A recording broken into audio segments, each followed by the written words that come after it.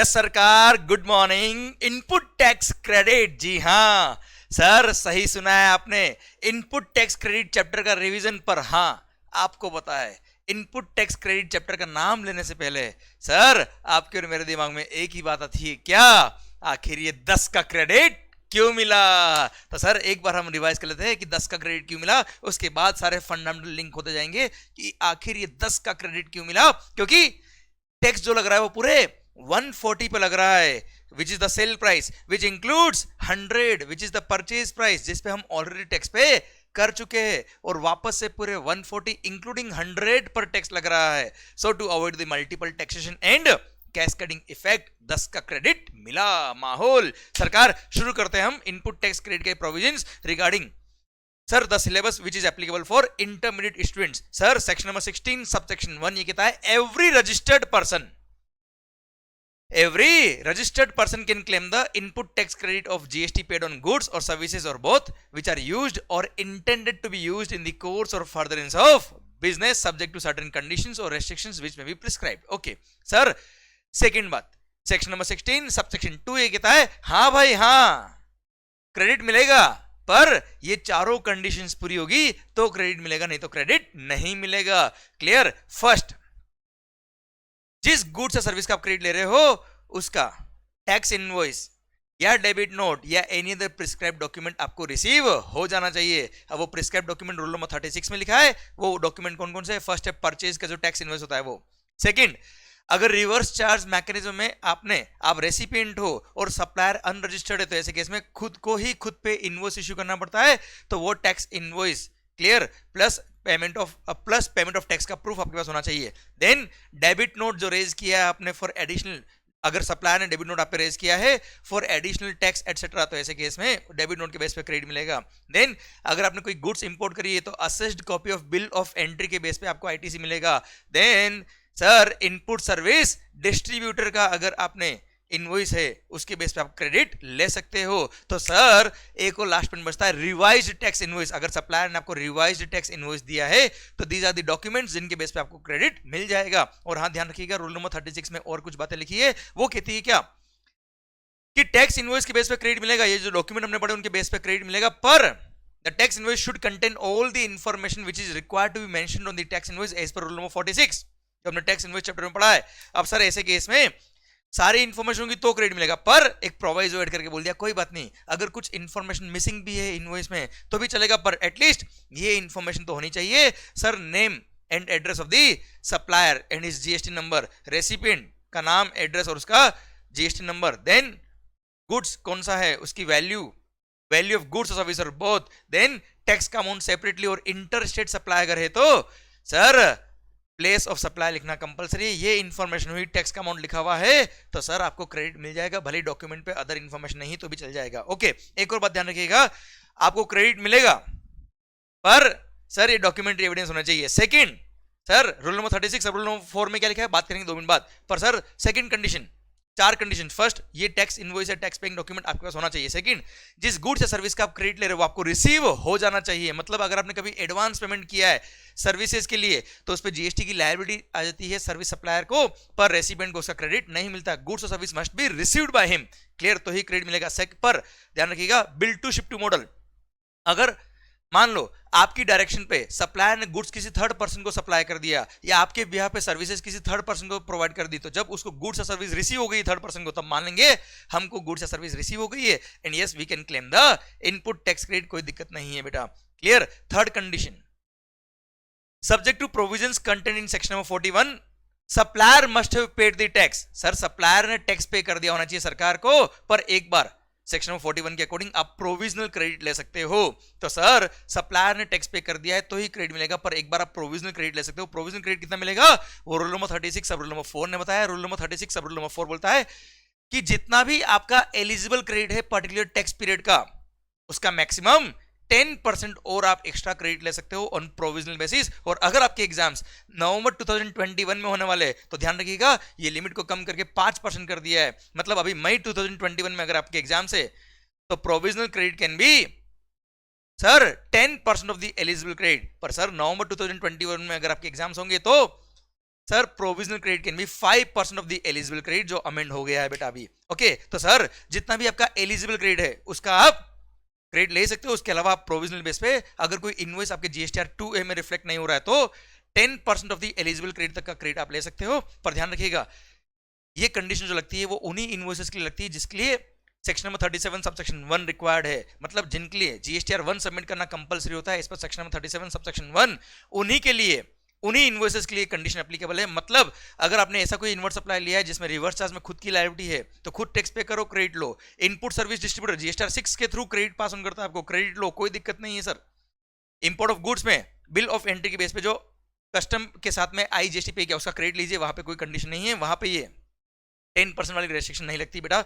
Obviously जिनके लिए GSTR 1 submit करना कंपलसरी होता है और जीएसटीआर 1 के थ्रू वो क्रेडिट आपके जीएसटीआर 2A में रिफ्लेक्ट होती है, वहीं पर सर जितना एलिजिबल क्रेडिट है उसका मैक्सिमम 10% तक का एक्स्ट्रा क्रेडिट और ले सकते हो प्रोविजनल बेस पे बेटा। बाकी ये आईएसडी वाले इनवॉइस रिवर्स चार्ज वाले बेस में क्रेडिट ले रहे हो, इंपोर्ट ऑफ गुड्स के केस में आप क्रेडिट ले रहे हो, वहां पे ये रेस्ट्रिक्शन देखने की जरूरत नहीं, वहां तो पूरा क्रेडिट लीजिए, मस्त रहिए, माहौल बनाइए। सर ध्यान रखिएगा यहाँ पे सप्लायर वाइज नहीं देखना है। जब प्रोविजनल क्रेडिट आप कैलकुलेट करते हो ना बेटा तो पूरे टैक्स पीरियड का मतलब पूरे महीने का जब आप क्रेडिट ले रहे हो तो पूरे मंथ में या जो भी आपका टैक्स पीरियड है उसमें टोटल क्रेडिट कितना है आपका एलिजिबल क्रेडिट, उसका 10% एक्स्ट्रा और ले सकते हो या 5% नवंबर 21 के लिए। ओके ठीक है सर। अब ध्यान रखिएगा अब रिमेनिंग क्रेडिट आप कब लेंगे, अगर मान लो कोई इनवॉइस आपके 2A में रिफ्लेक्ट नहीं कर रहा है और 10% से एक्सीड कर रहा है एक्चुअल क्रेडिट, तो आप मैक्सिमम 10% तक ले सकते हो। रिमेनिंग क्रेडिट कब ले पाएंगे बेटा, जब जब वो इनवॉइस आते जाएंगे तब तक उनका क्रेडिट प्लस उसका 10% एक्स्ट्रा और क्रेडिट आप ले सकते हो बच्चों। क्लियर। तो ये था रूल नंबर 36। अब रूल नंबर 4 प्लस एक सर्कुलर दिया था वो भी मैंने कवर कर दिया। Okay fourth condition,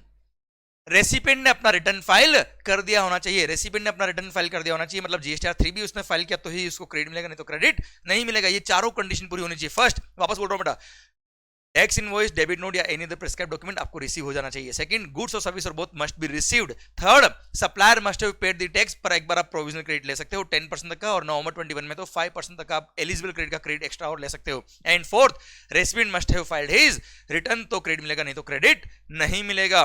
clear sir. अब ध्यान रखना एक प्रोवाइसो दे रखा, वो बोलता है क्या, अगर कभी भी गुड्स लोड्स या इंस्टॉलमेंट में आ रहे हैं, whenever goods are coming in loads और इंस्टॉलमेंट, तो जब लास्ट लोड या लास्ट इंस्टॉलमेंट आपको रिसीव होगी तब क्रेडिट मिलेगा, भले अभी कुछ इंस्टॉलमेंट आ गई उनका क्रेडिट नहीं मिलेगा। Clear. Second proviso to section number 16 subsection 2 ये बोलता है हाँ भाई हाँ ये चारों कंडीशन सेटिस्फाइड, आपने क्रेडिट अवेल कर लिया, but if the recipient fails to make payment to the supplier within 180 days, if the recipient fails to make payment to the supplier within 180 days from the date of issue of invoice, ऐसे case में जितना payment उसने sir recipient को नहीं पे किया है उतना प्रोपोर्शनेट उसका आईटीसी रिवर्स करना पड़ेगा, मतलब उतना अमाउंट आउटपुट टैक्स लायबिलिटी में ऐड करना पड़ेगा जैसे ही 180 डेज एक्सपायर होते हैं। और ध्यान रखना ये आपको क्रेडिट रिवर्स करनी पड़ेगी, आउटपुट टैक्स लायबिलिटी में ऐड करना पड़ेगा, वो भी अलोंग विथ इंटरेस्ट। पर चिंता मत करना, फ्यूचर में अगर रेसिपिएंट सप्लायर को वापस से पेमेंट कर देता है, जो उसने पेमेंट खा गया था उसका, फेल टू मेक पेमेंट, तो ऐसे केस में जब वो जितना पेमेंट करेगा सप्लायर को उतना प्रोपोर्शनेट क्रेडिट वापस से ले सकता है। पर ध्यान रखना जो इंटरेस्ट आपका लग गया उसका कुछ ना हो पाएगा। Clear. You can reclaim the credit irrespective of time limit, मतलब यहां पर जब आप क्रेडिट रीअवेल करते हो वहां पे सेक्शन नंबर 16 सबसेक्शन 4 का टाइम लिमिट अप्लाई नहीं होता है। और हाँ ध्यान रखिएगा ये जो हमने सेकंड प्रोविजो पढ़ा 180 डेज वाला टाइम लिमिट, ये अगर आपने कोई इनवर्ट सप्लाई ऐसा लिया है जिसमें रिवर्स चार्ज मैकेनिज्म में रेसिपिएंट लायबल है, तो सर यहाँ पे तो आप क्रेडिट लो, भले सप्लायर का पैसा खा जाओ, कोई दिक्कत वाली बात नहीं। यहाँ पे सर ये सेकंड प्रोविजो अप्लाई नहीं होता है। क्लियर। ओके बच्चों, सर ध्यान रखना अगर रेसिपिएंट ने सप्लायर के बिहाफ पर किसी थर्ड पर्सन को कोई पेमेंट कर दिया या कोई एक्सपेंस जो सप्लायर को इनकर करना था वो रेसिपिएंट ने ही डायरेक्टली पे कर दिया थर्ड पर्सन को, तो ऐसे कैसे माना जाएगा कि उतना कंसिडरेशन रेसिपिएंट ने सप्लायर को पे किया है, क्योंकि उसके बिहाफ पे थर्ड पर्सन को पे किया मतलब उसी को पे किया एक तरह से। क्लियर। ओके सरकार, ये था section number 16 subsection 2। Section number 16 subsection 3 बोलता है अगर आपने कोई कैपिटल गुड्स परचेज किया है, कोई प्लांट एंड मशीनरी परचेज किया है, तो उसका जो जीएसटी पोर्शन है उस जीएसटी पोर्शन का अगर आपने इनकम टैक्स में डेप्रिसिएशन क्लेम कर लिया तो अब इधर क्रेडिट क्लेम मत करना रहे, दोनों तरफ फायदा नहीं देंगे। हाँ जैसे 10 लाख की मशीन है, 1,80,000 जीएसटी है, आपने 10 लाख का डेप्रिसिएशन लिया, 1,80,000 का डेप्रिसिएशन नहीं लिया तो 1,80,000 का आप क्रेडिट ले सकते हो। मतलब वो जीएसटी वाले पोर्शन का या तो क्रेडिट ले लो या फिर डेप्रिसिएशन ले लो, दोनों तरफ मजे मत ले लेना। सेक्शन नंबर 16 सबसेक्शन 4 बोलता है time limit to claim the input tax credit. अगर कोई इनवॉइस जिसका आपको क्रेडिट लेना है वो आप क्रेडिट नहीं लिया, भूल गए, रह गया, तो कब तक आप उसका मैक्सिमम टाइम तक क्रेडिट ले सकते हो? उसके लिए बोला हुआ है कि सर एनी इनवॉइस या any debit note relating to that invoice, sir उसका क्रेडिट कब तक ले पाएंगे आप? जिस फाइनेंशियल ईयर में वो इनवॉइस इश्यू हुआ था या invoice relating to debit note issue हुआ था, वो फाइनेंशियल खत्म जब होगा उसके बाद सितंबर मंथ की रिटर्न फाइल करने की ड्यू डेट या actual filing of annual return whichever is earlier is the last date, जब तक आप उस इनवॉइस का या डेबिट नोट रिलेटिंग टू उस इनवॉइस का क्रेडिट ले पाएंगे। क्लियर? डिपेंड करता है किस पर? सर किस फाइनेंशियल में वो इनवॉइस इश्यू हुआ था, वो फाइनेंशियल खत्म होने के बाद सितंबर मंथ का रिटर्न फाइल करने का ड्यू डेट या actual filing of annual return whichever is earlier, तब क्रेडिट ले पाएंगे। ध्यान रखना बच्चों, अब जो बात कर रहा हूं नवंबर 2021 वालों के लिए बात कर रहा हूं। नवंबर 2021 वालों के लिए यहाँ पे एक छोटा सा अमेंडमेंट हुआ है, शानदार पॉइंट ऐड हुआ है। और यहां पर सर यहां पे एक दिया है इनवॉइस रिलेटिंग टू सच, ये वर्ड्स डिलीट कर दिए बेटा। क्लियर? वैसे मैं अमेंडमेंट लेक्चर में सारे पॉइंट कवर करने वाला हूं, पर फिर भी invoice relating to such debit note, ये पॉइंट डिलीट कर दिया। इसका मतलब क्या बच्चों? सर मतलब अब डेबिट नोट कौन से इनवॉइस से रिलेटेड था, अब उससे कंसर्न नहीं है। मतलब सर जैसे इनवॉइस इश्यू हुआ था 2020-21 में और उसका डेबिट नोट रेज हुआ था 2021-22 में, तो सर नवंबर 2021 या उसके आगे वाले एग्जाम्स के लिए वो डेबिट नोट के बेस पे जो क्रेडिट लेना होता है उसका टाइम लिमिट 2021-22 फाइनेंशियल जब खत्म होगा उसके बाद सितंबर मंथ की रिटर्न फाइल करने की ड्यू डेट या actual filing of annual return whichever is earlier देखा जाएगा। पर यही आपके एग्जाम्स अगर मई 2021 में है तो ऐसे केस में उस डेबिट नोट का ओरिजिनल इनवॉइस कब इश्यू हुआ था, उस इनवॉइस का जो जिस फाइनेंशियल में वो इनवॉइस इश्यू हुआ था उसका फाइनेंशियल खत्म होने के बाद जो सितंबर मंथ का रिटर्न फाइल करने की ड्यू डेट आती है वो या actual filing of annual return whichever is earlier, वही ड्यू डेट होता है। मतलब डेबिट नोट किस फाइनेंशियल में इशू हुआ उससे कंसर्न नहीं होता था, पहले ऐसा होता था बेटा। क्लियर? ये सेक्शन नंबर 16 सब सेक्शन 4 खत्म होता है। अब इसी के साथ सेक्शन नंबर 16 खत्म की सर क्रेडिट कब ले सकते हो आप। क्लियर? क्या क्या कंडीशंस थी। ओके, अब हमारे section number 17 sub section 5 block credit not with standing anything containing section number 16(1) और सेक्शन नंबर 18 सबसेक्शन 1। मतलब आपके बिजनेस के लिए कोई गुड्स या सर्विस काम आ रही है, हमें पता है, पर फॉलोइंग के केस में no input tax credit shall be allowed in respect of following.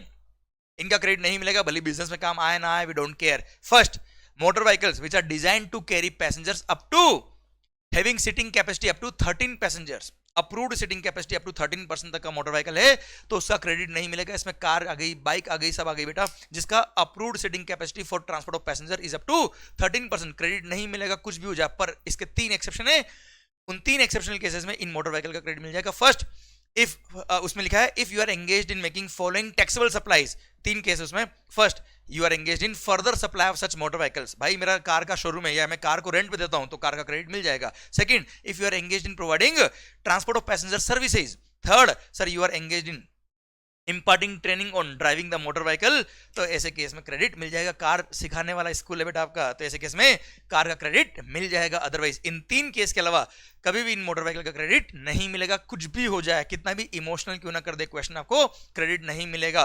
पर motor vehicle more than 13 passenger वाली कैपेसिटी का व्हीकल है, बिजनेस के लिए काम आ रहा है, क्रेडिट मिल जाएगा, कोई रेस्ट्रिक्शन नहीं है। अगर आपने कोई व्हीकल खरीदा है जो गुड्स कैरेज है बेटा, लोडिंग व्हीकल खरीदा है तो क्रेडिट मिलेगा। जैसे ट्रक परचेज किया, लोडिंग वैन परचेज किया, क्रेडिट मिलेगा, वहां कोई मना नहीं किया है। केवल motor vehicle design to transport passenger up to 13 passengers capacity उसके लिए मना किया है। Okay sir, section number 17 subsection 5 ये क्लोज नंबर ए था। क्लोज नंबर डबल ए कहता है क्या? सेम पॉइंट वेसल और एयरक्राफ्ट के लिए। अच्छा, वेसल और एयरक्राफ्ट का भी क्रेडिट कभी नहीं मिलेगा एक्सेप्ट इन 4 केसेस में। First, further supply of vessel या एयरक्राफ्ट का आपका काम है। सर मतलब भाई आप वेसल बेचते हो, वेसल रेंट पे देते हो, एयरक्राफ्ट बेचते हो, खरीदते हो और रेंट पे देते हो, तो ऐसे केस में तो यहां पे बोला है वेसल और एयरक्राफ्ट का क्रेडिट कभी नहीं मिलेगा except first case, if you are engaged in making following taxable supplies. First, further supply of such motor vehicle, such vessel और aircraft. Second, providing transport of passenger services. Third, imparting training on flying the aircraft. और fourth, imparting training on navigating the vessel, तो credit मिल जाएगा। Plus vessel और aircraft का credit मिल जाएगा if those are being used in transportation of the goods, तो credit मिल जाएगा, कोई दिक्कत वाली बात नहीं है।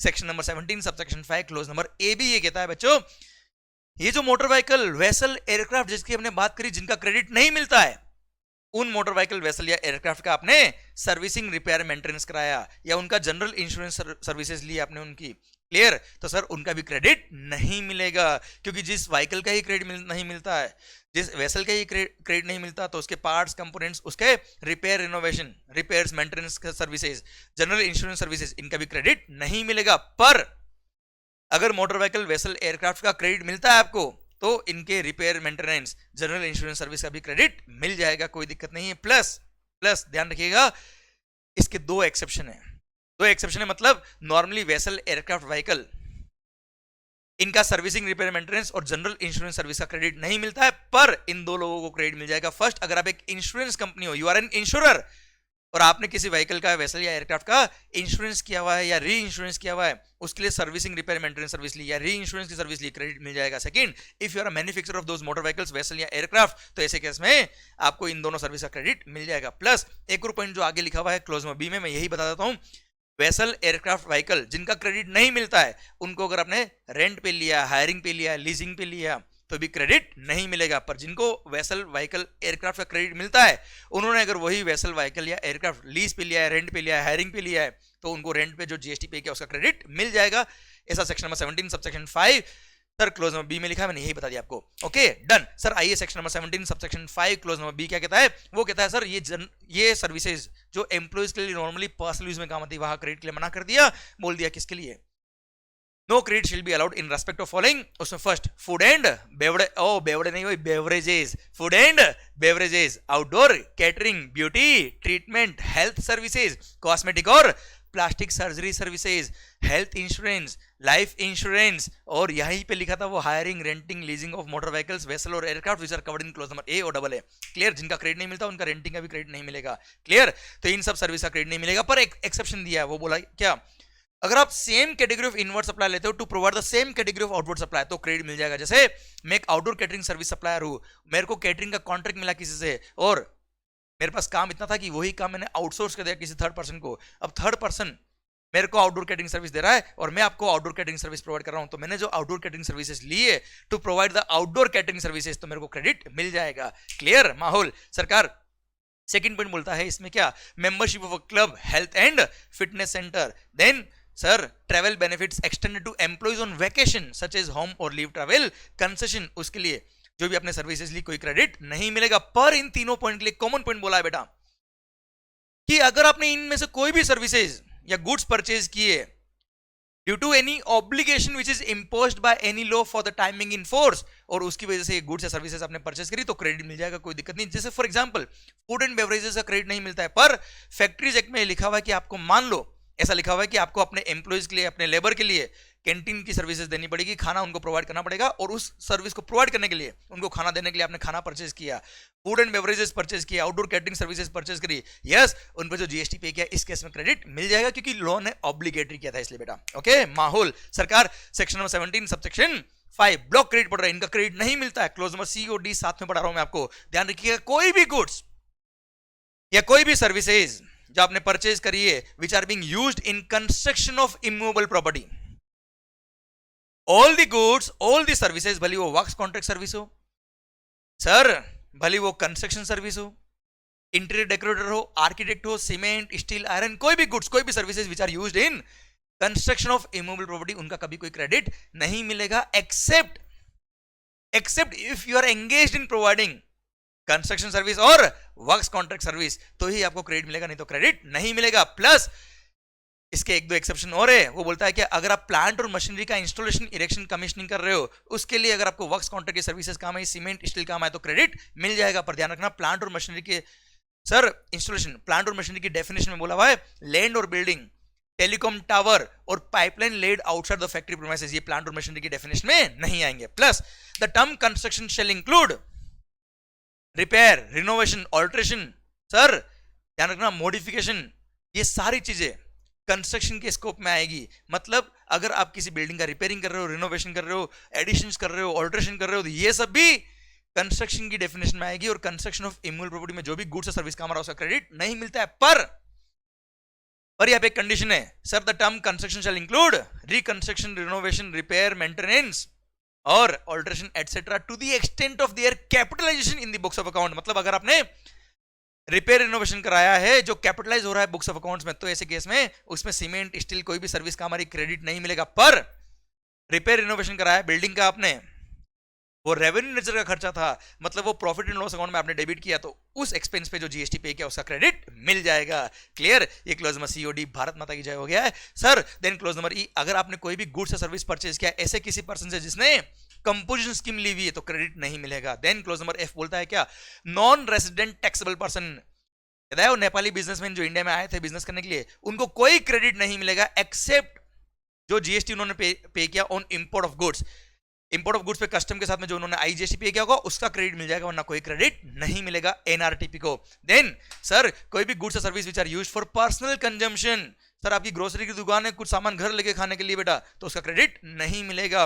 Then sir section number 17 subsection 5 clause number H, बहुत ही शानदार, गुड्स लॉस्ट, डेस्ट्रॉयड और स्टोलन और रिटर्न ऑफ और disposed of by way of gift और फ्री सैंपल, इनका कोई क्रेडिट नहीं मिलेगा। फैक्ट्री में आग लगी, जो भी इनपुट कैपिटल गुड्स जल गए, क्रेडिट भी जला दो उसका बेटा, क्रेडिट रिवर्स करो, नहीं मिलेगा क्रेडिट।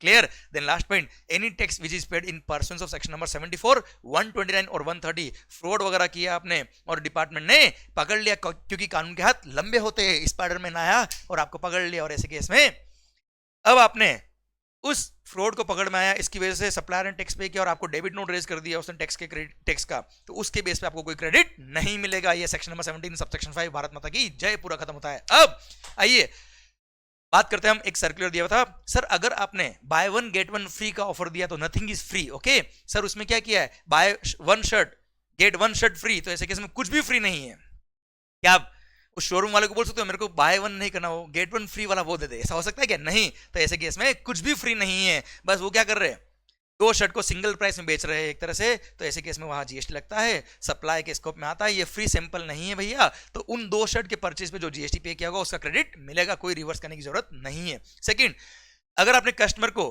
सर बल्क में डिस्काउंट दिया, बल्क में गुड्स बेचा करा है, उसने वॉल्यूम में काम किया और आपने as per terms of contract या एग्रीमेंट आपने पोस्ट सप्लाई उसको डिस्काउंट दिया है, तो आप उन इनवॉइसेस को लिंक करके एक क्रेडिट नोट इश्यू कर सकते हो और क्रेडिट नोट के बेस पे आपकी लायबिलिटी कम हो जाएगी। बस कंडीशन क्या है सर, रेसिपिएंट को भी उतना प्रोपोर्शनेट आईटीसी रिवर्स करना पड़ेगा। अच्छा, एक और होता है सेकेंडरी डिस्काउंट। भाई आपने एडोक बेस पे कोई डिस्काउंट दिया है, मतलब ऐसे ही मन कर गया, सेल हो गई गुड्स और साल भर में उसने बहुत अच्छा टारगेट अचीव किया, कोई टर्म्स ऑफ कंडीशन में ऐसा नहीं लिखा हुआ था सर, तो आपने एडोक डिस्काउंट अगर दिया है, सेकेंडरी डिस्काउंट दिया है उसको, या पेमेंट जब करने आया था उसको 2% डिस्काउंट एक्स्ट्रा दे दिया आपने जो एज पर टर्म्स नहीं था, तो ऐसे केस में उसके लिए फाइनेंशियल क्रेडिट नोट इश्यू कर सकते हो, जीएसटी वाला क्रेडिट नोट इश्यू नहीं होगा, और ऐसे केस में जीएसटी लायबिलिटी आपकी कम नहीं होगी, पूरी वैल्यू पे जीएसटी लगेगा भैया इसके केस में।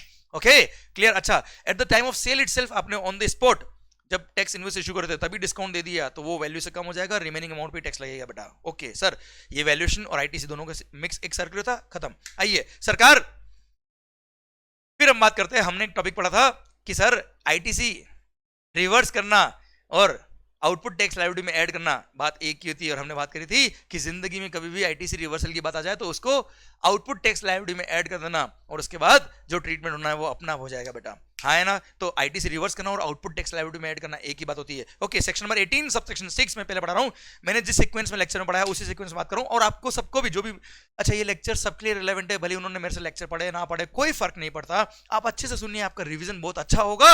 एंड ध्यान रखिएगा ये रिविजन लेक्चर है, बहुत फास्ट होंगे ऑब्वियसली, पर आपका कंसंट्रेशन अगर इधर रहा तो माहौल बनता जाएगा और 10 का क्रेडिट आपको भी मिलता जाएगा। सुनिएगा ध्यान से, सेक्शन नंबर 18 सबसेक्शन 6 से बोलता है, अगर आपने कोई कैपिटल गुड्स या प्लांट और मशीनरी परचेज किया था और उसको कुछ टाइम बाद आपने बेच दिया, अब परचेज करने पे आपने जो जीएसटी पे किया उसका क्रेडिट लिया था, तो ऐसे केस में अब क्या करना पड़ेगा, तो सर जितना क्रेडिट लिया था माइनस करिए 5% पर क्वार्टर या part of the quarter from the date of issue of invoice till the date जब आप बेचते हो तब।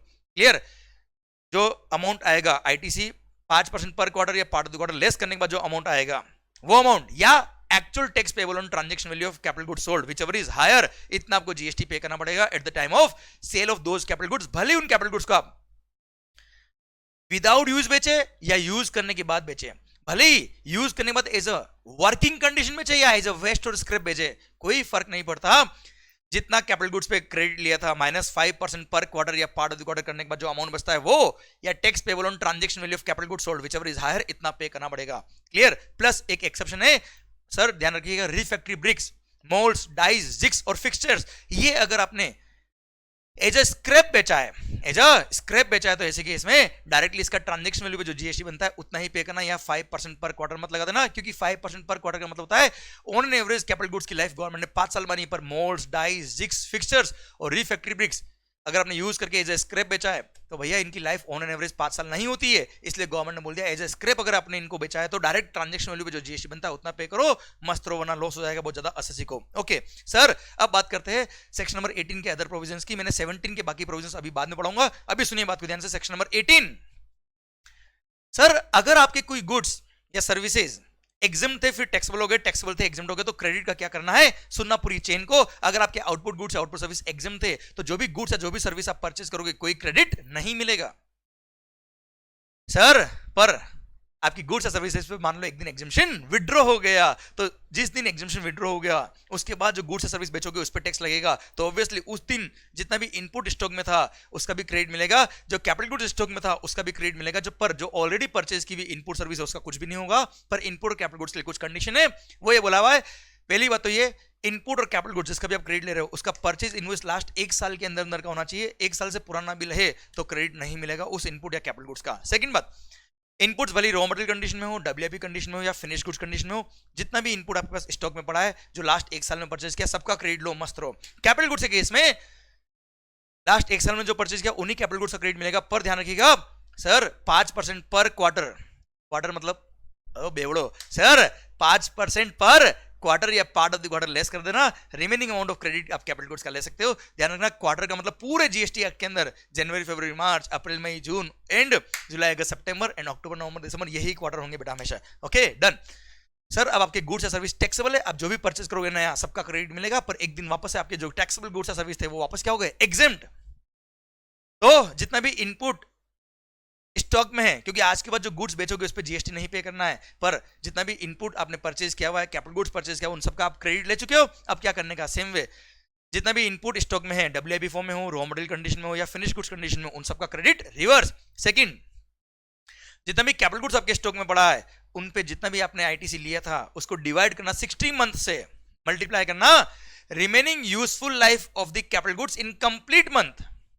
क्लियर, इतना जो अमाउंट आएगा इतना आपको रिवर्स करना पड़ेगा, आउटपुट टैक्स लायबिलिटी में ऐड करना पड़ेगा, और उसके बाद भी ये इनपुट कैपिटल गुड्स का क्रेडिट रिवर्स करने के बाद भी कोई बैलेंस बचता है आईटीसी का तो इट विल लैप्स, वो भी रिवर्स हो जाएगा बच्चों। क्लियर, अब आपके गुड्स और सर्विस एग्जिम्प्ट है, जो भी नया परचेस करोगे कोई क्रेडिट नहीं मिलेगा। Clear, done. अच्छा, सेम प्रोविजन है अगर आप कंपोजिशन स्कीम में थे, कंपोजिशन से बाहर आ गए या कंपोजिशन वापस ऑप्ट करते हो। क्लियर, मैं रिपीट कर देता हूं point. If any SSC has opted for composition scheme, भले गुड्स का स्कीम हो या सर्विसेज वाला कंपोजिशन स्कीम हो, उसको कोई क्रेडिट नहीं मिलता, तो जो भी input service capital goods purchase किया उस टाइम पे उसने कोई क्रेडिट नहीं मिलेगा। पर एक दिन बच्चा अचानक बड़ा हो गया, मान लो वो कंपोजिशन स्कीम से बाहर चला गया, तो ऐसे केस में सर अब रेगुलर टैक्स पे करेगा, तो ऐसे केस में जितना भी इनपुट स्टॉक में है, जितना भी कैपिटल गुड्स स्टॉक में है उनका क्रेडिट मिल जाएगा। बस इनके परचेज इनवॉइस लास्ट 1 साल के होने चाहिए, इनपुट रॉ मटेरियल कंडीशन में हो, डब्ल्यूआईपी कंडीशन में हो या फिनिश गुड्स कंडीशन में हो, क्रेडिट मिल जाएगा। कैपिटल गुड्स के केस में जो भी आपने जीएसटी पे किया था परचेज ऑफ कैपिटल गुड्स पे -5% पर क्वार्टर या पार्ट ऑफ द क्वार्टर, इतना क्रेडिट आपको मिल जाएगा। इनपुट सर्विस ऑलरेडी परचेज कर चुके हो उसका आप कुछ ना हो पाएगा। अब आप नॉर्मल स्कीम में हो, रेगुलर स्कीम में हो, नॉर्मल टैक्स पेयर हो, जो भी परचेज करोगे सारा क्रेडिट मिलेगा। पर अचानक मान लो नेक्स्ट ईयर से 1 अप्रैल से वापस से कंपोजिशन स्कीम में आ गए, तो ऐसे केस में जितना भी इनपुट स्टॉक में है क्रेडिट रिवर्स, जितना भी कैपिटल गुड्स स्टॉक में है उसका जो जीएसटी आपने पे किया था परचेज ऑफ कैपिटल गुड्स पे divide by 60 month into remaining useful life in complete month. Clear, जैसे रिमेनिंग यूजफुल लाइफ है 36 मंथ 5 डेज, तो 36 मंथ काउंट करने का है, 36 मंथ 25 डेज होता तो भी 36 मंथ से ही मल्टीप्लाई करते हैं। तो सर जितना भी आपने जीएसटी पे किया था कैपिटल गुड्स पे divide by 60 month into remaining useful life in complete month, इतना क्रेडिट रिवर्स करना है, और उसके बाद भी कोई क्रेडिट बच जाए आपके आईटीसी अकाउंट में तो it will lapse. Clear, Bharat माता की जय। और अब आप कंपोजिशन स्कीम में आ गए, जो भी परचेस करोगे कोई क्रेडिट नहीं मिलेगा, ये पूरी चेन खत्म होती है। अब आइए रजिस्ट्रेशन वाली बात भी कर लेते हैं हम। सर अगर मान लो कोई एसएससी जीएसटी में रजिस्टर्ड नहीं है, अगर कोई एसएससी जीएसटी में रजिस्टर्ड नहीं है तो जो भी भैया इनपुट सर्विस कैपिटल गुड्स कुछ भी परचेस करो कोई क्रेडिट नहीं मिलेगा, क्योंकि सेक्शन नंबर 16 सबसेक्शन 1 में लिखा है क्या, every registered person can claim the input tax credit, every registered person can claim the input tax credit. Okay, कोई क्रेडिट नहीं मिलेगा। पर मान लो एसएससी ने अपना रजिस्ट्रेशन करवा दिया, दिल थाम के सुने गया है, चेंज है, if SSC was not registered under GST at all, हो सकता है उसके सारे के सारे गुड्स या सर्विस एग्जेम्प्ट हो, उसने रजिस्ट्रेशन नहीं करवा रखा है, तो सर जो भी परचेज किया कोई क्रेडिट नहीं लिया, पर एक दिन मान लो उसने रजिस्ट्रेशन करवा दिया। अब अगर एसएससी ने रजिस्ट्रेशन करवाया है तो जितना भी इनपुट स्टॉक में है जो लास्ट एक साल में परचेज किया हुआ है, वो भले रॉ मटेरियल कंडीशन में हो, डब्ल्यूआईपी कंडीशन में हो या फिनिश गुड्स कंडीशन में, उनका क्रेडिट मिल जाएगा। कैपिटल गुड्स, ओ भाई capital goods no credit will be allowed. Input service का क्रेडिट वैसे भी नहीं मिलता है, जो ऑलरेडी आपने परचेज करी हुई है उसका कोई क्रेडिट नहीं मिलेगा। बस यार पॉइंट ऑफ डिफरेंस ये है कि कैपिटल गुड्स का भी क्रेडिट नहीं मिल रहा है, जो लास्ट 2 केस में मिल रहा था बच्चों। मतलब अगर at the time of purchase of capital goods you are not registered in GST due to any reason, तो अब भले आप रजिस्ट्रेशन करवा लो भाई साहब, उन मशीन्स का तो कुछ ना हो पाएगा जो आप ऑलरेडी परचेज कर चुके हो। उन कैपिटल गुड्स का कोई क्रेडिट नहीं मिलेगा, केवल इनपुट का मिलेगा, वो भी लास्ट एक साल में जो परचेज किए उनका। क्लियर? अब आप रजिस्टर्ड हो गए, जो भी नया परचेज करो सबका क्रेडिट मिलेगा। अब मान लो असिस्टेंट ने अपना रजिस्ट्रेशन क्या करा दिया, कैंसिल, या डिपार्टमेंट ने उसका रजिस्ट्रेशन क्या कर दिया, कैंसिल।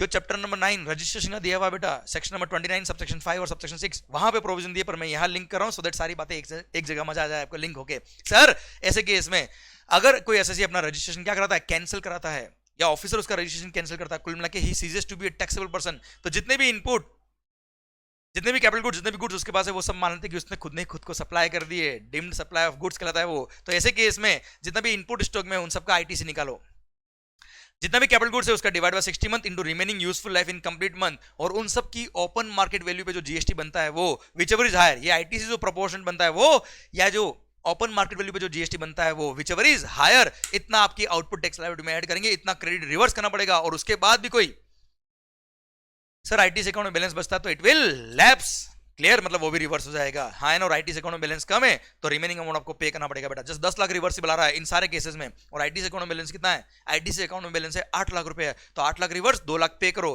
क्लियर? मान लो सेकंड केस, अगर आईटीसी अकाउंट में बैलेंस है 13 लाख रुपया और आईटीसी रिवर्सिबल इन सब कैलकुलेशन आ रहा है 10 लाख रुपए, तो 10 लाख रिवर्स करो, 3 लाख भी रिवर्स कर दो, लैप्स हो जाएगा बेटा। भारत माता की जय। ओके सर, ये रजिस्ट्रेशन वाला पॉइंट भी खत्म होता है। अब बस 1-2 बातें और है। रजिस्ट्रेशन के केस में जब आप रजिस्ट्रेशन करवाते हो तो इनपुट का क्रेडिट मिलता है बेटा, पर लास्ट एक साल में जो परचेज किया उनका मिलता है। पर सर किस दिन के इनपुट का क्रेडिट मिलेगा, किस दिन का स्टॉक देखेंगे हम? जैसे 14 फेब को you become liable to register, 14 Feb को you become liable to register. 14 Feb तो आपको याद होगा ना बेटा, है जिंदगी चल रही है। ओके सर, बस मन ही मन खुश हो बेटा, ज्यादा आगे नहीं। 2 तरह के लोग होते बेटा, एक तो जो रियल में खुश हो रहे, दूसरे अपने आप के लिए खुश हो रहे बेटा। ओके, अब मेरा पॉइंट आपसे ये है, 14 फेब को मान लो you became liable to register, तो ऐसे केस में अगर आपने विद इन 30 डेज रजिस्ट्रेशन के लिए अप्लाई कर दिया तो 14 फेब से you become liable to register. 14 Feb से सर आप रजिस्टर्ड पर्सन कहलाएंगे। Effective date of registration 14 Feb होगी, इसलिए 14 फेब से पहले मतलब 13 फरवरी को क्लोजिंग स्टॉक जो था सर उन सब का आपको क्रेडिट मिलने वाला है इनपुट का बेटा, और 14 फेब से लास्ट एक साल में जो परचेज की उन्हीं का मिलेगा। सेकंड बात, अगर आपने 30 दिन में रजिस्ट्रेशन के लिए अप्लाई नहीं किया, 14 फेब को you become liable to register, पर तेरी दीवानगी में ऐसे हुए दीवाने की रजिस्ट्रेशन कराना ही भूल गए, तो ऐसे केस में मान लो आपने 10 अप्रैल को रजिस्ट्रेशन के लिए अप्लाई किया, 14 अप्रैल को आपको रजिस्ट्रेशन सर्टिफिकेट मिल गया, पर 30 दिन के बाद आपने रजिस्ट्रेशन के लिए अप्लाई किया, तो जिस दिन रजिस्ट्रेशन सर्टिफिकेट जो 14 अप्रैल को आपको मिल रहा है उस दिन इफेक्टिव डेट ऑफ रजिस्ट्रेशन होता है, इसलिए 13 अप्रैल को जो क्लोजिंग स्टॉक होगा उसी का आपको क्रेडिट मिलेगा जो लास्ट एक साल में परचेज किया होगा 13 अप्रैल से। क्लियर? समझे मेरी बात? मतलब यहां पे इस केस में 14 फेब से लेकर 13 अप्रैल तक जो गुड्स आपने बेच दिए उस पर जीएसटी पे करना पड़ेगा, गुड्स या सर्विस जो बेच दिए उस पर जीएसटी पे करना पड़ेगा, पर उनके परचेज पे जो जीएसटी पे किया था उनका क्रेडिट नहीं मिलेगा, क्योंकि 14 अप्रैल को आपको इफेक्टिव डेट ऑफ रजिस्ट्रेशन माना जाएगा, तो 13 अप्रैल की रात को क्लोजिंग स्टॉक में वो स्टॉक नहीं था, क्योंकि आप बेच चुके हो बेटा। लायबिलिटी पे करनी पड़ेगी क्योंकि you become taxable person from 14 Feb, tax पे करना पड़ेगा, पर उन इनपुट का क्रेडिट नहीं मिलेगा जो आप बेच चुके हो 13 अप्रैल या उससे पहले पहले। हाँ है ना? लास्ट केस, अगर आप लायबल टू रजिस्टर नहीं थे, आपने वॉलंटरी रजिस्ट्रेशन कराया है, तो ऐसे केस में date of grant of registration certificate जब होता है उस दिन, जैसे 14 फेब को आपने वॉलंटरी रजिस्ट्रेशन के लिए अप्लाई किया, 17 फरवरी को हाँ हो गई, मतलब रजिस्ट्रेशन सर्टिफिकेट मिल गया, तो ऐसे केस में 17 फरवरी को यू बिकम टैक्सेबल पर्सन। 17 फरवरी से ही आपकी लायबिलिटी आएगी, तो 16 फरवरी रात को जो क्रेडिट जो स्टॉक होगा इनपुट का उसका क्रेडिट मिल जाएगा जो लास्ट एक साल में परचेस किया, केवल इनपुट का बेटा। Okay done. अब इन सारे केसेस में जहां पे भी आप क्रेडिट ले रहे हो, आपको विद इन 30 डेज, जिस दिन आप एलिजिबल हुए क्रेडिट के लिए, इन सारे केसेस में विद इन 30 डेज जिस दिन आप एलिजिबल हुए उसके 30 दिन के अंदर आपको स्टॉक का स्टेटमेंट सबमिट करना पड़ेगा डिपार्टमेंट को in form number GST ITC 01। Clear. Second बात, अगर इन सारे केसेस में आपको आईटीसी रिवर्स करना है, जिन जिन केसेस में बेटा, तो आईटीसी 03 नंबर का फॉर्म आपको सबमिट करना पड़ेगा in within 60 days from the date when you were liable to reverse the credit. उसके 60 डेज के अंदर आपको स्टॉक का स्टेटमेंट देना पड़ेगा in form number GST ITC 03। अच्छा, जब आप आईटीसी अवेल कर रहे हो, आईटीसी 01 नंबर का फॉर्म आप फिल कर रहे हो, तो ऐसे केस में अगर आईटीसी जो अवेल कर रहे हो उसका अमाउंट अगर 2 लाख एक्सीड करता है, तो वहां पे एक प्रैक्टिसिंग चार्टर्ड अकाउंटेंट या कॉस्ट अकाउंटेंट का सर्टिफिकेट भी आपको देना पड़ेगा along with the stock statement कि भाई यहाँ पे जो क्रेडिट लिया वो सब कुछ सही है।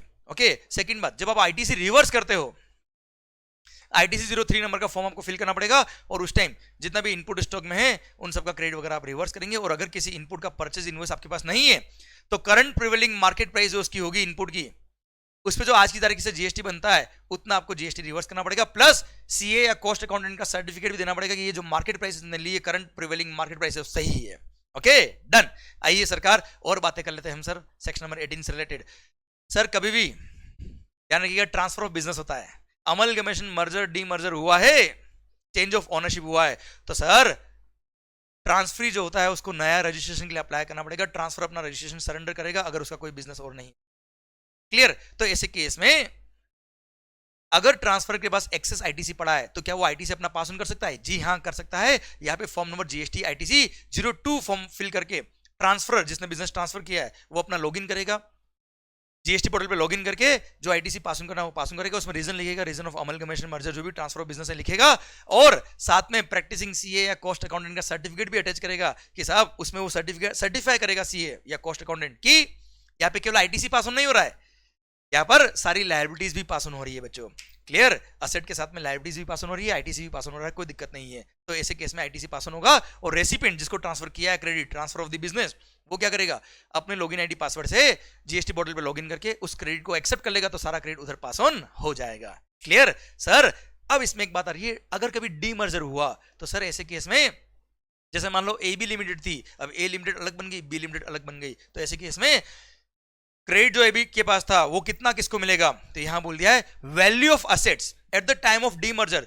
सर ए लिमिटेड और बी लिमिटेड के पास कितने वैल्यू ऑफ असेट्स थे? टोटल वैल्यू ऑफ असेट देखना है, भले उन असेट्स पर, असेट के परचेज करने पे आपने आईटीसी लिया नहीं लिया उससे कंसर्न नहीं, अकाउंटिंग टर्म्स में जो वैल्यू ऑफ असेट्स है उन वैल्यू ऑफ असेट्स के रेशियो में ए बी लिमिटेड का जो क्रेडिट था वो ए लिमिटेड और बी लिमिटेड दोनों को पास ऑन हो जाएगा, और सर ऐसे केस में क्रेडिट दोनों ले पाएंगे बच्चों। हाँ है ना, प्रोसीजर वही है क्रेडिट ट्रांसफर करने का, ठीक है, आईटीसी 02 के फॉर्म से। ओके। अब एक और, ये था रूल नंबर 41, एक और रूल नंबर 41 ए भी है। अगर मान लो मेरा महाराष्ट्र में मुंबई में एक ब्रांच है, I am registered in GST, मेरा एक और ब्रांच है, एक और प्लेस ऑफ बिजनेस है जो मेरा एडिशनल प्लेस ऑफ बिजनेस है पुणे में, पर उसके लिए मैंने अलग रजिस्ट्रेशन नहीं ले रखा है। Clear sir. मैंने मुंबई वाले ऑफिस को प्रिंसिपल प्लेस ऑफ बिजनेस दिखा रखा है और पुणे वाले ऑफिस को एडिशनल प्लेस ऑफ बिजनेस दिखा रखा है, पर नाउ आई वांट कि पुणे वाले ऑफिस का मैं सेपरेट रजिस्ट्रेशन नंबर ले लूं, तो मैं ले सकता हूं। अगर मैं उसका सेपरेट रजिस्ट्रेशन नंबर ले रहा हूं तो सर पहले तो सारा रजिस्ट्रेशन नंबर एक ही था, तो सारा लायबिलिटी एक जगह, सारा क्रेडिट भी एक जगह। अब मान लो यहाँ पे बहुत सारा क्रेडिट पड़ा हुआ है, तो सर कुछ क्रेडिट तो उसको भी पास होना चाहिए ना यार, क्योंकि इसी का पार्ट अब दूसरा बनने जा रहा है बेटा। तो ऐसे केस में फॉर्म नंबर आईटीसी 02A के फॉर्म से आप क्रेडिट पास ऑन कर सकते हो उस यूनिट के ऊपर। यहां पर क्रेडिट अगेन जो पास ऑन होगी किस रेशियो में होगी बेटा? Value of assets held by both the units at the time of new registration, तो उस रेशियो में इसका क्रेडिट उसको थोड़ा बहुत पास ऑन हो जाएगा फॉर्म नंबर आईटीसी 02A के थ्रू। यहां से मैं ट्रांसफर करूंगा, वहां से वो एक्सेप्ट करेगा, क्रेडिट उस pass on. Clear. PAN number तो सेम ही बेटा दोनों के वैसे भी। Clear done. ये खत्म होता है पूरा section number 18 and related all rules. माहौल जबरदस्त शानदार। आइए सर सेक्शन नंबर 17 की तरफ बढ़ते हैं। रूल नंबर 42, रूल नंबर 43 माहौल करेंगे। सर ध्यान रखिए, अगर मेरे more than one output goods या आउटपुट सर्विसेज है, देखो ध्यान से सुनना, मेरा आउटपुट गुड्स हो या आउटपुट सर्विस हो, provisions are always same. Sir ITC की बात कर रहा हूं मैं आपसे, सुनना बात को ध्यान से। अगर मेरे आउटपुट गुड्स या आउटपुट सर्विस सारे के सारे टैक्सेबल है तो मेरे को सारा का सारा क्रेडिट मिलेगा, कोई लोड नहीं है। सारे के सारे गुड्स और सर्विस, सारे के सारे सर्विस एग्जेम्प्ट है तो क्रेडिट की बात आती नहीं है। But if some of the output goods और some of the output services are exempt and some are taxable, तो ऐसे केस में कितना क्रेडिट मिलेगा कितना नहीं मिलेगा उसके बारे में बात कर रहे हैं बेटा। उसके लिए रूल नंबर 42 और रूल नंबर 43 दिए हुए। Rule number 42 is for input and input service, rule number 43 is for capital goods. सुनिए ध्यान से, इनपुट और इनपुट सर्विस के लिए क्या कहा है। रूल नंबर 42 कहता है इनपुट और इनपुट सर्विस, फॉर एग्जांपल हम बात करें, मान लो जनवरी मंथ की, जनवरी मंथ की हम बात कर रहे हैं। जनवरी मंथ में आपने बहुत सारे इनपुट परचेज किए, बहुत सारी इनपुट सर्विस परचेज किया, इन सब पे जो जीएसटी पे किया वो था ₹70 lakhs। क्लियर? अब sir total tax paid on all the input and all the input services is ₹70 lakh during the month of January. अब मान लो इनमें से कुछ input service exclusively non business के लिए काम आया, हटाओ। कुछ इनपुट और कुछ input service exclusively exempt supply में काम आया, हटाओ। कुछ इनपुट और कुछ input service section number 17 subsection 5 में कवर द ब्लॉक क्रेडिट में, हटाओ। कुछ इनपुट और कुछ input service exclusively taxable supply में काम आ रहे हैं, ले लो क्रेडिट। अच्छा, कुछ इनपुट और कुछ input service zero rated supply में काम आ रहे हैं, जो एक्सपोर्ट या एसजेड यूनिट को सप्लाई किया वो भी भले एग्जाम गुड्स हो एग्जाम सर्विसेज हो, उस पर टैक्स पे करो मत करो पर आईटीसी मिलता है, इसलिए उसको टैक्सेबल टर्नओवर के हिसाब से मानते हैं। तो सर जो भी input service zero rated supply में काम आया सारा क्रेडिट ले लो। अब जो बच गया वो क्या है? कॉमन क्रेडिट बेटा। अब ये वो क्रेडिट है जिसको हम आइडेंटिफाई नहीं कर पा रहे कि साहब ये टैक्सेबल में काम आया कि एग्जाम में काम आया। अब तेरा क्या होगा कालिया? तो उसके लिए बोला है चिंता ना करे, रूल नंबर 42 बोलता है कोई बात नहीं। ऐसे केस में जो कॉमन क्रेडिट था उसको बोलिए C1। क्लियर? अब जनवरी मंथ का जो टर्नओवर है उस टर्नओवर के रेशियो में इसको डिवाइड करके रिवर्स कर दो बच्चों। तो सर बोला है क्या, एक काम करो, exam turnover divide by total turnover multiply by वो C1 जो कॉमन क्रेडिट था, ये जो अमाउंट आएगा इतना क्या करना पड़ेगा? रिवर्स। इसको बोलते हैं D1।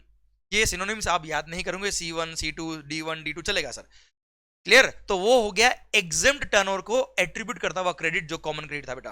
क्लियर? वो हो जाएगा रिवर्स। सेकंड, अगर कुछ इनपुट या इनपुट सर्विस कॉमनली बिजनेस के लिए भी काम आते हैं और कॉमनली नॉन बिजनेस के लिए भी अगर काम आते हैं, तो ऐसे केस में जो C1 था कॉमन क्रेडिट उसका 5% आप रिवर्स कर दीजिएगा, जिसको D2 बोलते हैं। क्लियर? ये ध्यान रखना, ये अगर कॉमन बिजनेस और कॉमन नॉन बिजनेस के लिए कोई इनपुट सर्विस काम आता है तो 5% एक एडोक बेस पे गवर्नमेंट ने दे रखा है, अदरवाइज हर केस में 5% रिवर्स करने की जरूरत नहीं है। ओके सरकार, अब सर जो रिमेनिंग क्रेडिट बच गया, जैसे मान लो कॉमन क्रेडिट था 50 लाख रुपया, उसमें से एग्जाम के लिए जो रिवर्स किया, जो exam turnover divide by total turnover multiply by C1 था वो था 20 लाख रुपए, और 5% ऑफ C1 सर 50 लाख का 5% 2.5 लाख रुपया।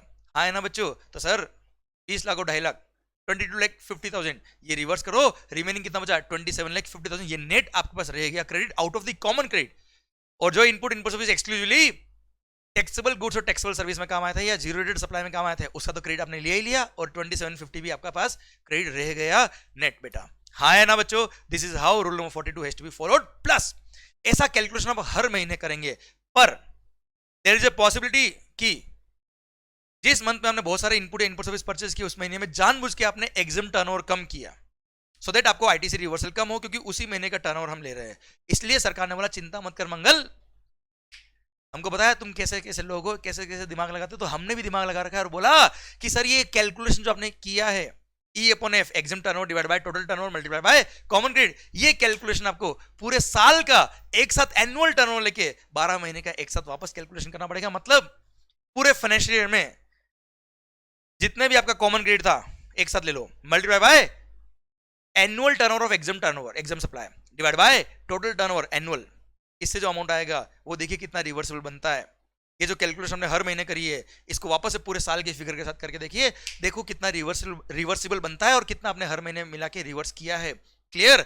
जो भी प्लस माइनस होगा दैट विल बी एडजस्टेड। और अगर ये एडजस्टमेंट करना है, ये एडजस्टमेंट जो करना है आपको ये फाइनेंशियल खत्म होने के बाद सितंबर मंथ की रिटर्न फाइल करने की ड्यू डेट या उससे पहले पहले करना पड़ेगा। प्लस एक बात और ध्यान रखिएगा बेटा, अगर मान लो आपने एक्सेस रिवर्स कर दिया था हर महीने की कैलकुलेशन के हिसाब से और एनुअल टर्नओवर के हिसाब से रिवर्सिबल कम बनता है, तो ऐसे केस में जितना एक्सेस रिवर्स किया उसका आप क्रेडिट वापस ले लीजिए, हमें कोई दिक्कत नहीं, पर सितंबर मंथ की रिटर्न फाइल करने की ड्यू डेट से पहले। सेकंड, अगर आपने कम रिवर्स किया था एज पर मंथली कैलकुलेशन और एनुअल टर्नओवर के हिसाब से ज्यादा रिवर्सिबल बनता है, तो जितना रिवर्सिबल बनता है उतना आपको रिवर्स करना पड़ेगा, लायबिलिटी में ऐड करना पड़ेगा, वो भी अलोंग विद इंटरेस्ट। इंटरेस्ट कितना बेटा? 18% पर एनम। कब से? फाइनेंशियल ईयर खत्म होने के बाद। जो 1 अप्रैल आया था बेटा, वो 1 अप्रैल से लेके जब आप ये डिफरेंस अमाउंट पे करते हो तब तक आपको 18% पर एनम इंटरेस्ट पे करना पड़ेगा। Okay done. ये सारा रूल नंबर 42। प्लस यहाँ पे कुछ कॉमन बातें रूल नंबर 42 और 43 के लिए। अब रूल नंबर 43 पहले बोल देता हूँ, फिर दोनों की कॉमन बात। चलो 42 और 43 में जो कॉमन बात है यही बोल देता हूँ। सर ये एग्जाम टर्नओवर और टोटल टर्नओवर जो आप देख रहे हो बेटा, ये कैलकुलेट करते वक्त ध्यान रखिएगा, VAT excise state VAT CST central excise state excise, ये अगर किसी गुड्स पे लगता है तो उसको टर्नओवर में इंक्लूड नहीं करना for the purpose of rule number 42 और 43। अदरवाइज ये सारे टैक्सेस वैल्यू का पार्ट तो बनते बेटा, आपने पढ़ा है वैल्यूएशन। ओके सेकंड, सेकंड बात, सर ये दो टर्नओवर एग्जेम्प्ट है, पर एग्जाम में इंक्लूड मत करना। फर्स्ट, अगर आपने किसी को लोन दिया है, एडवांस दिया है, डिपॉजिट दिया है, उसके लिए आपको इंटरेस्ट या डिस्काउंट अर्न हुआ है, तो वो इंटरेस्ट और डिस्काउंट एग्जाम सर्विस है, पर उसको एग्जाम टर्नओवर में इंक्लूड नहीं करेंगे, पर ध्यान रखना उसको टोटल टर्नओवर में ऐड करेंगे। सेकंड, अगर आप मतलब इंटरेस्ट की इनकम जो होती है उसको एग्जाम टर्नओवर में इंक्लूड नहीं करना, टोटल टर्नओवर में इंक्लूड करना। सेकंड, सर अगर आप एक शिपिंग कंपनी हो, transport of goods by vessel कर रहे हो from customs station of clearance in India to a place outside India, तो सर वो शिपिंग कंपनी ने जो फ्रेट चार्ज किया है, भाड़ा चार्ज किया है, वो एग्जम्प्ट है जीएसटी में, पर for the purposes of rule number 42 और 43 उसको एग्जाम टर्नओवर में इंक्लूड मत करना, टोटल टर्नओवर में इंक्लूड कर देना बेटा उसको। क्लियर? वो ई अपॉन एफ करते ना बेटा, exam turnover divide by total turnover, उसमें इन दोनों को एग्जाम में इंक्लूड नहीं करेंगे पर टोटल में इंक्लूड करेंगे। क्लियर? आइए और बात कर लेते हैं तीन ट्रांजेक्शन के बारे में और बात करिए। तीन ट्रांजेक्शन को for the purpose of rule number 42 और 43 एग्जाम टर्नओवर में इंक्लूड करना है। फर्स्ट, अगर आपने कोई लैंड और बिल्डिंग बेची है तो सेल ऑफ लैंड और building is neither supply of goods not supply of service, पर for the purpose of 42 and 43 आपको एग्जाम टर्नओवर में इंक्लूड करना है। और for the purpose of 42 rule number 42 and 43 value क्या लेंगे बेटा, जिस वैल्यू पे आपने स्टैम्प ड्यूटी पे करी है that value will be taken for the purpose of calculation of exempt turnover and total turnover. ये एग्जाम में और टोटल में दोनों में इंक्लूड होंगे बेटा। क्लियर? जो एग्जाम में इंक्लूड होगा वो टोटल में तो इंक्लूड होगा ही होगा ना बेटा यार। तो ऐसे केस में सर जिस वैल्यू पे आपने स्टैम्प ड्यूटी पे करी वो वैल्यू हम इंक्लूड करेंगे एग्जाम टर्नओवर और टोटल टर्नओवर दोनों में for the purpose of rule number 42 और 43। Second, sale of securities. Securities are neither supply of goods not supply of service. Goods और सर्विस की डेफिनेशन में नहीं आता है, पर फिर भी for the purpose of rule number 42 और 43 1% of sale price of securities आपके एग्जाम टर्नओवर में इंक्लूड हो जाएगा और टोटल टर्नओवर में भी इंक्लूड होगा। थर्ड, सर आपने ऐसा कोई आउटवर्ड सप्लाई दिया है जिसमें रिवर्स चार्ज मैकेनिज्म है, रेसिपिएंट लायबल है, आप पे लायबिलिटी नहीं आती है, तो for the purpose of ITC आपको आईटीसी नहीं मिलता है बेटा, तो for the purpose of ITC for the purpose of rule number 42 और 43 उसको एग्जाम्ड टर्नओवर में इंक्लूड करना है और टोटल टर्नओवर में भी इंक्लूड हो गई। क्लियर है? ये डन। ये कुछ कॉमन बातें थी जो रूल नंबर 42 और 43 दोनों के लिए कॉमन बातें बेटा। आइए रूल नंबर 43 की तरफ बढ़ते हैं हम। कैपिटल गुड्स के केस में क्या करने का, आप एग्जाम गुड्स या सर्विस और टैक्सेबल गुड्स और टैक्सेबल सर्विस दोनों सप्लाई करते हो और आपने कुछ कैपिटल गुड्स परचेज किए। मान लो जनवरी मंथ की बात कर रहा हूं, जनवरी मंथ में बहुत सारे कैपिटल गुड्स परचेज किए, उसमें बहुत सारा जीएसटी पे किया होता, 70 लाख रुपए मान लो, तो सर ये तो सब पे किया हुआ बेटा, सारे गुड्स पे पे किया। अब मान लो इनमें से कोई कैपिटल गुड्स केवल और केवल एक्सक्लूसिवली एग्जाम में कमाए, हटाओ, उसका क्रेडिट नहीं मिलेगा सब। कोई capital goods exclusively non business के लिए कमाए, हटाओ। कोई कैपिटल गुड्स 17.5 में कवर था, जैसे कार थी बेटा डायरेक्टर की, हटाओ भाई। क्लियर? कोई capital goods exclusively taxable supply में काम आया, इंक्लूडिंग जीरो रेटेड सप्लाई में काम आया, तो क्रेडिट ले लो भैया, तो हटाओ, उसको भी लेके हटा दो। जो बच गया अमाउंट वो क्या है, कॉमन क्रेडिट। अब उसका क्या करने का, रूल नंबर 43 कहता है वो कॉमन क्रेडिट पूरा ले लो जनवरी महीने में, एक साथ सारा क्रेडिट ले लो। 43 रूल नंबर 43 कहता है सारा क्रेडिट जनवरी मंथ में ही ले लो जो कॉमन क्रेडिट था। मान लो कॉमन क्रेडिट था 60 लाख रुपया, 60, वो 60 लाख का सारा क्रेडिट जनवरी मंथ में आप ले लो। फिर तो कॉमन क्रेडिट आप क्या करेंगे, उसको डिवाइड बाय 60 मंथ करना, 60 लाख को डिवाइड बाय 60 मंथ करेंगे तो 1 लाख रुपए पर मंथ आ गया। अब 60 मंथ तक, क्योंकि on an average capital goods का लाइफ जीएसटी के अंदर 60 मंथ माना है, 5 साल, तो 60 लाख का क्रेडिट पूरा जनवरी मंथ में ले लिया, फिर डिवाइड बाय 60 मंथ किया तो 1 लाख रुपए पर मंथ आया। अब 1 लाख रुपए पर मंथ को आप 60 महीनों तक जो रेस्पेक्टिव मंथ का एग्जाम टर्नओवर हो गया divide by total turnover, sir multiply by ₹1 lakh, वो जो अमाउंट आएगा वो हर महीने की आउटपुट टैक्स लायबिलिटी में ऐड करते जाना अलोंग विद इंटरेस्ट। भारत माता की जय होती जाएगी सर। क्लियर? डन, खत्म। अब एक दो बातें और है बेटा। मान लो कोई कैपिटल गुड्स जो एक्सक्लूसिवली सर एग्जाम सप्लाई में काम आ रहा था, अब वो कैपिटल गुड्स आप टैक्सेबल सप्लाई में काम ले रहे हो या कॉमन यूज में काम ले रहे हो, तो क्या करने का उसका। तो ऐसे केस में सर जब आपने परचेज किया होगा तब कैपिटल गुड्स पे क्रेडिट नहीं लिया होगा आपने, क्योंकि वो एक्सक्लूसिवली एग्जाम के लिए काम आ रहा था। तो ऐसे केस में जो उस पर जीएसटी पे किया था उसमें से 5% पर क्वार्टर या part of the quarter less करते जाएंगे।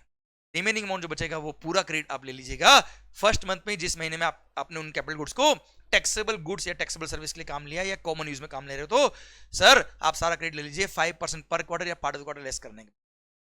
क्लियर? अब सर अगर उस मशीन को आपने कॉमन यूज में काम लिया, जैसे मान लो पहले केवल एग्जाम गुड्स के लिए काम आ रही थी, मान लो पेन एग्जाम्प्ट है और ये मार्कर है, मान लो पेन एग्जाम्प्ट है, पेन के लिए काम आ रहा था पहले मशीन, अब वो कॉमन यूज में काम आ रहा है, तो क्या करेंगे 5%, जब आपने परचेज किया था जीएसटी, जब आपने परचेज किया था कैपिटल गुड्स, उस टाइम जो जीएसटी पे किया उसका तो क्रेडिट नहीं लिया होगा, मान लो था 10 लाख रुपए, उसमें से 5% पर क्वार्टर या पार्ट ऑफ द क्वार्टर, मान लो 5 क्वार्टर हुए तो 5 क्वार्टर के हिसाब से सर 25% आपने लेस किया, रिमेनिंग अमाउंट जो था पूरा क्रेडिट आप अवेल कर लीजिए। अब सिंस वो कॉमन यूज में काम आ रहा है तो क्या करने का सर, इसलिए यहां पे एक दिक्कत हो रही थी, इसलिए लॉ ने अमेंडमेंट किया था और बोला था क्या, एक काम करना, मैकेनिज्म इस तरह से मत रखना, मैकेनिज्म रखना जैसे आपने उस मशीन के परचेज में 10 लाख रुपए टैक्स पे किया था तो एक बार 10 लाख का 10 लाख पूरा अवेल कर लेना बेटा, 5% पर क्वार्टर, अभी रिवर्स मत करना।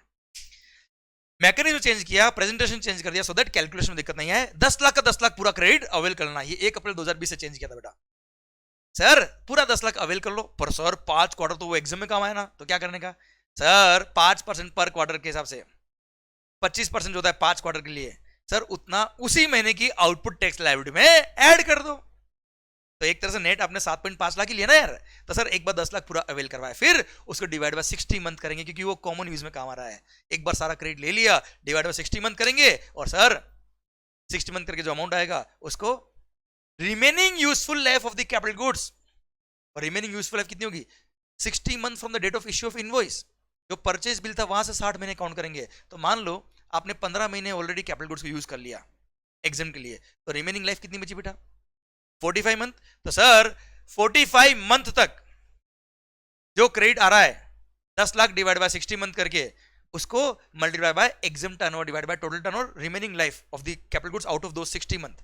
क्लियर, रिवर्स करते जाएंगे बच्चों, हाँ है ना, दिस इज द मैकेनिज्म। अब सर मान लो कोई कैपिटल गुड्स पहले केवल और केवल टैक्स वाले का हमारा था, आपने ऑलरेडी क्रेडिट ले लिया होगा बेटा उसका, हाँ है ना बच्चों, मान लो 6 लाख रुपए क्रेडिट था उसका, अब वो कॉमन यूज में काम आ रहा है टैक्सेबल और एग्जाम दोनों के लिए, तो क्या करने का कुछ नहीं, वो 6 लाख को पूरा पूरा कॉमन क्रेडिट में यूज कर लो, कॉमन क्रेडिट में ऐड कर दो बेटा। क्लियर, अब कॉमन क्रेडिट में ऐड करने के बाद डिवाइड बाय 60 मंथ करेंगे और रिमेनिंग यूजफुल लाइफ जो बची होगी, मान लो 10 महीने आपने यूज किया केवल और केवल टैक्सेबल के लिए, तो रिमेनिंग यूजफुल लाइफ कितनी बेटा 50 महीने, तो रिमेनिंग 50 मंथ के लिए आप exam turnover divide by total turnover multiply by वो डिवाइड बाय 60 मंथ करने के बाद जो क्रेडिट आया है 6 लाख डिवाइड बाय 60 मंथ आता है मान लो सर 10,000 रुपए, तो 10,000 into 10,000 into exam turnover divide by total turnover, 60 month तक आप रिवर्सल करते जाएंगे बच्चों, हाँ है ना बच्चों, क्लियर डन। और सर क्रेडिट तो आप वैसे भी ले चुके हो कैपिटल गुड्स से, जब आपने कैपिटल गुड्स परचेज किया तभी, क्योंकि कैपिटल गुड्स केवल और केवल टैक्सेबल का हमारा था बच्चों। Clear done. सरकार ये रूल नंबर 43 पूरा खत्म होता है, अब भारत माता की जय। अब एक रूल नंबर 38 और दिया हुआ sir, banking company financial institution including NBFC के लिए, वहां बोल दिया कि सर इनको जो ये जो लोन एडवांसेस देते हैं उस पर जो इंटरेस्ट अर्न होता है वो एग्जाम सर्विस है, पर इनके लिए एग्जाम में मानेंगे, बाकी के लिए एग्जाम टर्नओवर नहीं मानते बेटा। क्लियर, तो इनका लोन एडवांसेस वगैरह जो देते हैं लोग, उस पर जो इंटरेस्ट अर्न होता है वो तो एग्जाम सर्विस है, processing fees, documentation charges, banking के अदर चार्जेस, वो सब टैक्सेबल सर्विस होती है। तो sir banking company financial institution including NBFC को एक ऑप्शन दिया, या तो तुम रूल नंबर 42 या 43 ऑप्ट करो, या फिर रूल नंबर 38 में बोला हुआ है एक काम करो, सारा क्रेडिट एक बार ले लो, जितना भी इनपुट सर्विस कैपिटल गुड्स हर महीने जो परचेज करो हर महीने पूरा क्रेडिट लो, और उसका 50% हर महीने आउटपुट टैक्स लायबिलिटी में ऐड करते जाओ। क्लियर, पर एक दो बातें हैं यहाँ पे ध्यान रखिएगा। फर्स्ट, जैसे आपने जनवरी महीने की बात करी बैंकिंग कंपनीज के लिए 10 लाख का टोटल टैक्स था, उसमें से कुछ इनपुट सर्विस, कुछ कैपिटल गुड्स केवल और केवल एक्सक्लूसिवली नॉन बिजनेस के लिए काम आ रहे थे, हटाओ भाई। कुछ इनपुट सर्विस कैपिटल गुड्स केवल और केवल सेक्शन नंबर 17 सबसेक्शन 5 में कवर थे, हटाओ भाई, उनका तो क्रेडिट मिलता ही नहीं है यार, बाकी का जो क्रेडिट है वो पूरा ले लीजिए और उसका 50% रिवर्स कर दो। बस एक बात और ध्यान रखिएगा, अगर bank financial institution including NBFC को अपने ही दूसरे किसी ब्रांच से डिस्टिंक्ट पर्सन जिसको बोलते हैं having the same PAN number, उससे कोई सर्विस अगर रिसीव हुई थी तो वहां पर उस सर्विस का हम 100% क्रेडिट अलाउ करेंगे, वहां 50% रिवर्स करने की जरूरत नहीं है। तो कैलकुलेशन कैसे करेंगे, जैसे जनवरी महीने में जो भी परचेज किया इनपुट सर्विस कैपिटल गुड सबका क्रेडिट था 10 लाख रुपया, उसमें से एक्सक्लूसिवली नॉन बिजनेस के लिए काम आने वाले जो गुड्स थे या सर्विसेज थी उसका क्रेडिट था 1 लाख रुपए, हटाओ। 17.5 में कवर होने वाले इनपुट सर्विस का क्रेडिट था 1 लाख रुपए, हटाओ। डिस्टिंक्ट पर्सन जो सर्विस आ रही है उसका क्रेडिट था 2 लाख रुपए, वो 2 लाख पूरा ले लो, तो उसको टोटल क्रेडिट में से हटा दो, बच कितना गया है 6 लाख रुपए बेटा। अब 6 लाख का 50% कितना होता है 3 लाख रुपए, रिवर्स कर दो, 3 लाख रुपए ले लो और 2 लाख जो एक्सक्लूसिवली आपकी दूसरी डिस्टिंक्ट पर्सन सर्विस आई थी उसका पूरा क्रेडिट ले लो, मतलब आउट ऑफ 10 लाख आपको 5 लाख का क्रेडिट मिल गया इस एग्जांपल के अंदर। हाँ है ना, डन, भारत माता की जय। ये रूल नंबर 38 था बच्चों, हाँ है ना, डन। सर अब एक लास्ट टॉपिक बचा है, how to avail the credit and how to utilise the credit. Credit का यूटिलाइजेशन, सर क्रेडिट का यूटिलाइजेशन कैसे होता है? सर सबसे पहली बात, आईजीएसटी का आईटीसी किस में काम आएगा? सीजीएसटी, एसजीएसटी और आईजीएसटी क्रेडिट कैसे यूज कर सकते हो वो टॉपिक याद दिया हुआ लास्ट में। इनपुट टैक्स क्रेडिट, आईजीएसटी का क्रेडिट सबसे पहले आईजीएसटी की लायबिलिटी को पे करने में काम आएगा, और उसके बाद बैलेंस अगर बच गया तो सीजीएसटी या एसजीएसटी की लायबिलिटी को पे करने में काम आएगा। In any order, in any proportion. तुम्हारी जितनी इच्छा उतना सीजीएसटी की लायबिलिटी के लिए यूज करो, जितनी इच्छा उतना एसजीएसटी की लायबिलिटी के लिए यूज करो आईजीएसटी का आईटीसी। पर ये आईजीएसटी का आईटीसी यूज करते वक्त जरूर दिमाग लगा देना कि सीजीएसटी का लायबिलिटी कितना है, सीजीएसटी का आईटीसी कितना है, एसजीएसटी का लायबिलिटी कितना है, एसजीएसटी का आईटीसी कितना है। ऐसा नहीं हो जाए कि सीजीएसटी का एक्स्ट्रा आईटीसी बच जाए और इधर एसजीएसटी की लायबिलिटी एक्स्ट्रा बच जाए। तो आप आईजीएसटी के आईटीसी को उस तरह से यूज करिएगा सो दैट आपका minimum tax payable should be, tax payable in cash should be minimum. Clear? और हाँ, आईजीएसटी का आईटीसी सबसे पहले यूज करना है। आईजीएसटी का आईटीसी पूरा कंज्यूम होगा, उसके बाद ही सीजीएसटी और एसजीएसटी के आईटीसी को आप यूज कर पाएंगे। सीजीएसटी का आईटीसी यूज आएगा पहले सीजीएसटी की लायबिलिटी को पे करने के लिए, उसके बाद अगर बैलेंस बच गया तो आईजीएसटी की लायबिलिटी को पे करने के लिए सीजीएसटी का क्रेडिट काम आ सकता है। पर एसजीएसटी और यूटीजीएसटी की लायबिलिटी को पे करने के लिए सीजीएसटी का क्रेडिट कभी काम नहीं आएगा, क्योंकि वो रेवेन्यू सेंट्रल गवर्नमेंट का है, ये टैक्स स्टेट गवर्नमेंट का क्रेडिट कभी काम नहीं आएगा। सेम पॉइंट है एसजीएसटी या यूटीजीएसटी के लिए। एसजीएसटी या यूटीजीएसटी का क्रेडिट अगर है तो उसका क्रेडिट पहले खुद के परिवार के लिए यूज आएगा, मतलब एसजीएसटी या यूटीजीएसटी का क्रेडिट एसजीएसटी या यूटीजीएसटी को पे करने के लिए काम आएगा। उसके बाद अगर बैलेंस बच जाए तो it will be used for payment of liability of IGST. Clear? पर सीजीएसटी के लिए कभी भी एसजीएसटी या यूटीजीएसटी क्रेडिट काम नहीं आएगा। क्लियर? पक्का?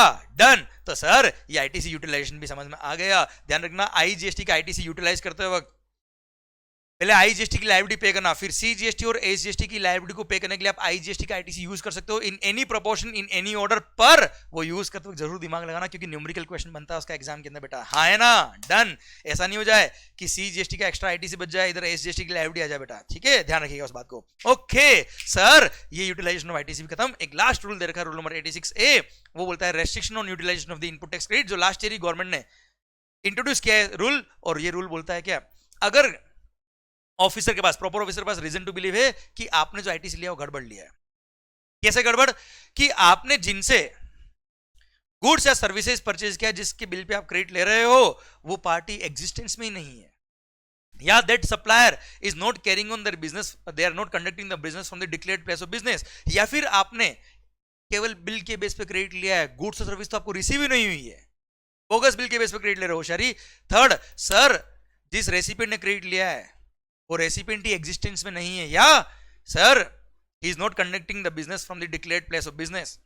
सर मतलब कुल मिला के मामला गड़बड़ चल रहा है, फ्रॉडुलेंट एक्टिविटीज में इन्वॉल्व हो। आपने सुना होगा बोगस बिल का काम बहुत सारे लोग कर रहे थे, पकड़ लिया गवर्नमेंट ने, और सर उनके लिए रूल स्पेसिफिकली इंसर्ट किया है। या फिर बोल दिया क्या आपने, सर टैक्स इनवॉइस या डेबिट नोट जिनके बेस पे क्रेडिट लिया है, सर वो गुड्स और सर्विस आपको रिसीव ही, सर उनका टैक्स सरकार को उस सप्लायर ने पे ही नहीं किया और आपने क्रेडिट ले लिया बेटा। सर तो इस तरह के केसेस वहां पर रूल नंबर 86A में दिए हैं, और बोल दिया क्या, सर इन केसेस में, या फिर आपने क्रेडिट लिया है पर डेबिट नोट या टैक्स इनवॉइस या प्रिस्क्राइब डॉक्यूमेंट आपके पास पोजीशन में नहीं है बेटा, बिना बिल के क्रेडिट ले लिया, तो इन सारे केस में ऑफिसर के पास पावर है कि सर कमिश्नर या उसका ऑथराइज्ड ऑफिसर आप पे रेस्ट्रिक्शन इंपोज कर सकता है कि आप उतने अमाउंट की क्रेडिट को यूज नहीं कर पाएंगे, न उस क्रेडिट का कभी रिफंड के लिए अप्लाई कर पाएंगे। तो इलेक्ट्रॉनिक क्रेडिट लेजर में डेबिट अलाउ नहीं करेंगे उतने अमाउंट के लिए जितना ये गड़बड़ था। क्लियर? पर जैसे ही आप ऑफिसर को रिप्लाई करते हो, उसको सेटिस्फाई कर देते हो कि कोई गड़बड़ नहीं है, तो ऐसे केस में ये कंडीशन वो हटा देगा और फिर आप क्रेडिट यूज कर पाएंगे। और हाँ, ऑफिसर को ये केस 1 साल के अंदर क्लोज करना पड़ेगा, क्योंकि 1 साल के बाद ये रेस्ट्रिक्शन आप पे इंपोज नहीं हो सकती है। मतलब this restriction will be in force for only 1 year from the date of imposition of this restriction. Clear? Done? ये रूल नंबर 86A भी खत्म होता है। अब इसी के साथ भारत माता की जय। पूरा ITC, I tried my best कि मैं आपको हर एक पॉइंट, जो भी आपके सिलेबस में हर एक पॉइंट डिटेल के अंदर सर फास्ट वे में समझा दूं। शायद ये लेक्चर आपके लिए काम आएगा। प्लीज प्लीज प्लीज यूटिलाइज करें इस लेक्चर को, 2-3 बार सुन लीजिए, माहौल बना दीजिए, क्योंकि इनपुट टैक्स क्रेडिट एक बहुत ही शानदार चैप्टर है, बहुत ही बड़ा चैप्टर है, जिसको हमने इन कुछ वक्त में ही खत्म कर दिया। लगभग 1 घंटे में पूरा खत्म हो गया है। सर अपने जितने भी फ्रेंड्स हैं उन सबके साथ इनको शेयर कर सकते हो। भले ही कोई स्टूडेंट हमसे कोचिंग किया नहीं किया, उससे कोई फर्क नहीं पड़ता, बच्चा ये सबकी हेल्प करने के लिए। ओके, माहौल बनाइए और यस पढ़ते रहिए with full of positive mind, with full of positive energy, क्योंकि समय कोरोना का गलत चल रहा है, बेकार चल रहा है. Stay positive, stay happy, all the best. Thank you so much. Bye bye. माहौल.